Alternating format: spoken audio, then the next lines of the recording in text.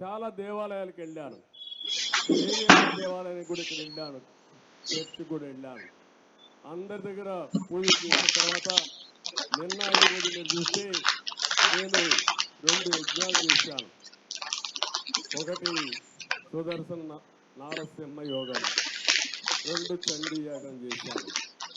నా కోసం కాదు, ఈ రాష్ట్రంలో ఉండే ప్రజల కోసం నేను ఈ యజ్ఞాలు చేశాను.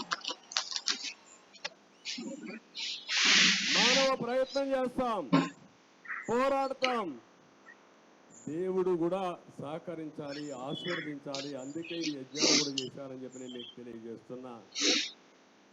మీ అందరి ఆశీస్సుల ద్వారా 45 ఏళ్ళుగా నాకు ఇంకేం పదవులు అవసరం లేదు.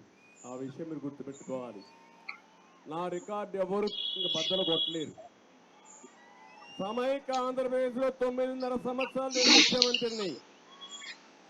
ఆ రికార్డు ఎవరైనా మళ్ళా బద్దలు కొడతారా? సమైక్య ఆంధ్రప్రదేశ్లో 10 సంవత్సరాలు ప్రతిపక్ష నాయకుడిని. మళ్ళా ఎవడన్నా 10 సంవత్సరాలు అక్కడ ప్రతిపక్ష నాయకుడు అవుతాడా? ఇంకా ఇక్కడ 5 సంవత్సరాలు ముఖ్యమంత్రిని, 28 సంవత్సరాలుగా నేను పార్టీ అధ్యక్షుడిని. దేశంలో ప్రపంచంలో ఒక గౌరవాన్ని తెచ్చాను. మీ అందరి యొక్క ఆశీస్సుల వల్ల నేను గౌరవం వచ్చింది. నాకు కానీ రాష్ట్రానికి కానీ తెలుగు జాతికి గౌరవం తెచ్చాను తప్ప ఎక్కడ కూడా తెలుగు జాతికి అపఖ్యాతి తేలేదని మరొకసారి మీకు తెలియజేస్తున్నా. అలాంటి సందర్భంలో ఈరోజు మీరు ఒకసారి చూస్తే రాష్ట్రంలో జరిగే పరిణామాలు చూస్తే బాధ అవుతుంది, ఆవేదన కలుగుతుంది. ఓసారి రాత్రులు నిద్ర కూడా రాదు. నా కోసరం కాదు, జరిగే సంఘటనలు చూసిన తర్వాత 1-2 కాదు, ఒక్క ఛాన్స్ పాపం ఈ 4 సంవత్సరాల 9 నెలలు అయింది. ఈ 4 సంవత్సరాల 9 నెలల్లో అందరూ కూడా మా తమ్ముడు గోవిందా గోవింద అంటున్నాడు.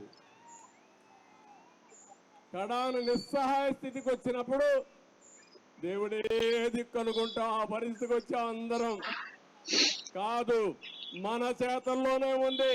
మన రాత తిరగ రాసే శక్తి మన చేతల్లో ఉంది.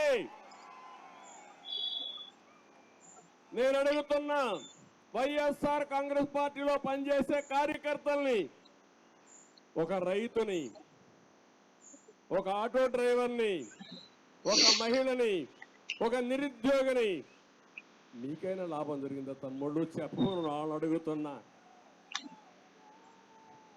అందరూ ఒకరు కాదు, ఎప్పుడు కూడా మీరు గుర్తుపెట్టుకోవాల్సింది, ఒక విధానం వల్ల, ప్రభుత్వ విధానం వల్ల సంపద సృష్టించబడాలి.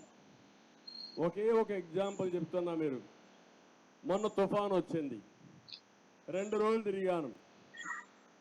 తుఫాన్ని మనం నివారించలేం, కానీ తుఫాను బాధను తగ్గించగలుగుతాం. ఉదుగు తుఫాను వచ్చింది, అందరికంటే ముందు నేనే వెళ్ళా. విశాఖపట్నంలో 10 రోజులున్నా అందరికీ సహాయం చేసిన తర్వాత, తిరిగి వాళ్ళ ముఖంలో నవ్వు చూసిన తర్వాత, ఆనందం చూసిన తర్వాత తిరిగి హైదరాబాద్కు వచ్చా. ఆ రోజు ఈరోజు నేను అడుగుతున్నా, ఈ ప్రభుత్వం ఉంది, కాలువలు తవ్వల, మురికి కాలువల్లో మట్టి తీల, నీళ్ళు వచ్చాయి, కాలువ